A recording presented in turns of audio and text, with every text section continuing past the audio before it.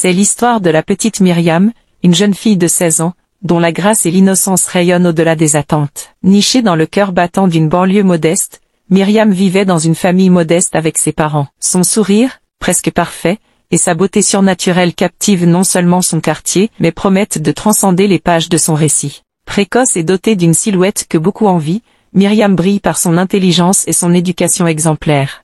Un jour, Myriam rentrait de l'école, comme elle le faisait tous les jours. Sur son chemin, elle aperçut un vieil homme assis tranquillement sur une chaise. Il avait une barbe et portait des vêtements qui semblaient coûteux, ce qui donnait l'impression qu'il était quelqu'un de riche. L'homme fixait Myriam avec un regard intense. Elle lui a adressé un salut poli, avec une voix douce, et est rapidement rentrée chez elle. Arrivée à la maison, Myriam a raconté à sa mère qu'elle avait vu un homme âgé un peu étrange près de chez eux. Sa mère lui a répondu avec un sourire, et lui a expliqué que cet homme était en fait leur nouveau voisin, Monsieur Razak. Elle a dit avec enthousiasme qu'il était très riche et qu'il était passé ce matin pour se présenter. Il avait parlé de sa vie et de ses voyages, et il semblait être une personne très aimable. Myriam fut surprise d'entendre sa mère parler de cet homme avec tant d'admiration. Cette nuit-là, Myriam a été troublée par un cauchemar où l'image du vieil homme revenait sans cesse, ce qui l'a beaucoup effrayée. Elle se posait plein de questions sur lui, se demandant qui il était vraiment.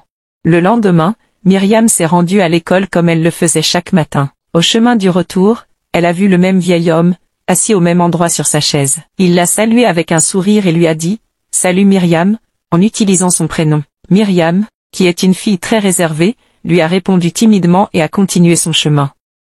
Au fil des jours, chaque fois que Myriam passait par là, le vieil homme lui disait bonjour. Bien que sa mère lui ait dit beaucoup de bien de cet homme, Myriam ne se sentait pas à l'aise avec lui. Elle ne pouvait pas s'empêcher de se méfier. Quelques semaines plus tard, Myriam a remarqué que ses parents parlaient souvent du vieil homme.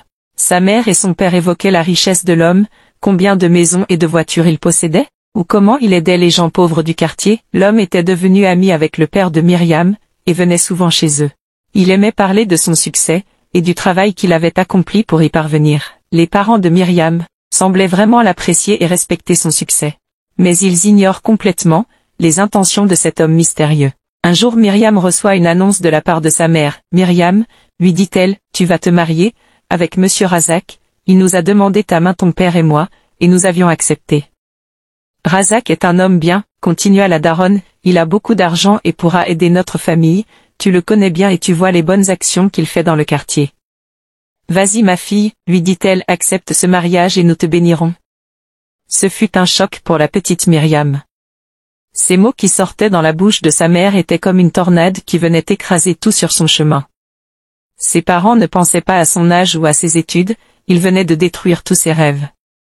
Et la seule et unique explication à tout cela selon Myriam, n'est rien d'autre que l'argent, la fortune que ce vieil homme possédait à son actif.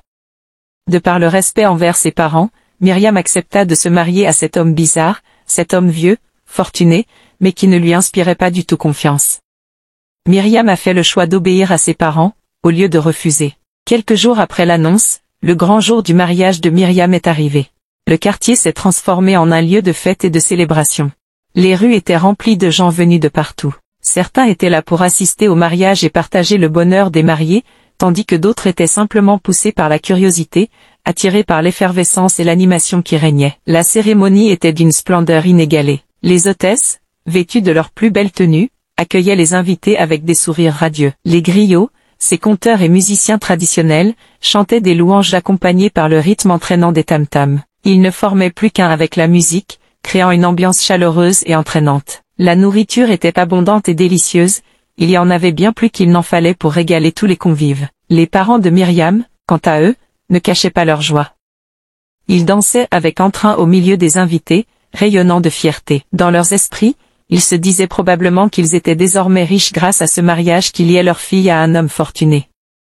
Ils voyaient cette union non seulement comme une bénédiction pour Myriam mais aussi comme une opportunité pour améliorer leur situation financière.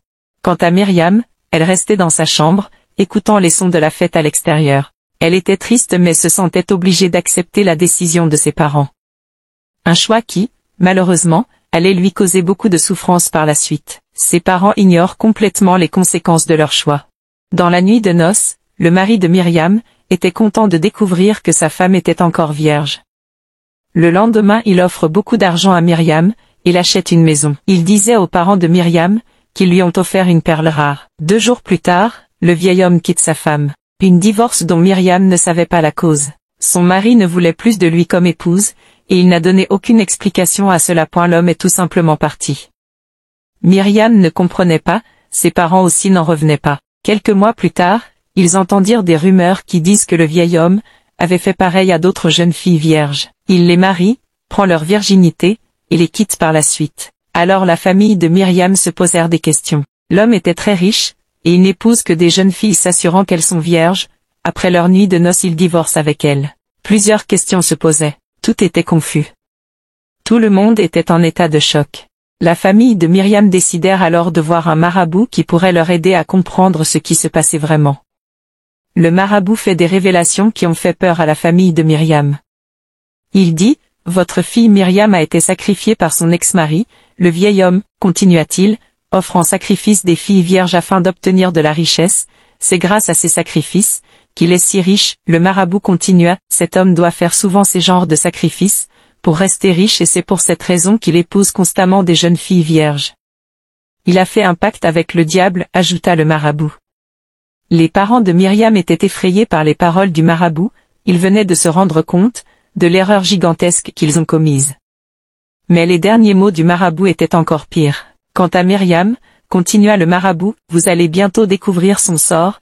Myriam a été sacrifiée, elle mourra à son 17e anniversaire et personne dans ce monde ne peut changer cela. Les larmes de Myriam, les cris de sa mère, les hurlements de son père, tout le monde avait le cœur meurtri sachant que Myriam, la petite Myriam allait mourir à cause de ses parents.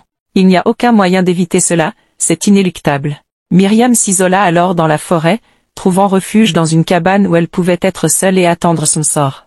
Ses parents, après avoir dénoncé le vieux monsieur Razak, se sont ensuite suicidés, ils ne se permettaient pas de continuer à vivre après avoir détruit la vie de leur fille unique, Myriam. Et comme prévu la petite et douce Myriam meurt à ses 17 ans dans la forêt où elle se cachait. Une famille déchirée, une famille anéantie. Voilà le résultat des mauvais choix opérés par la famille de Myriam. La poursuite aveugle de la richesse peut conduire à des conséquences tragiques et irréversibles, détruisant l'innocence et la vie des êtres chers. Elle met en garde contre l'exploitation de l'innocence par le mal, et rappelle l'importance de protéger les plus vulnérables, contre la cupidité.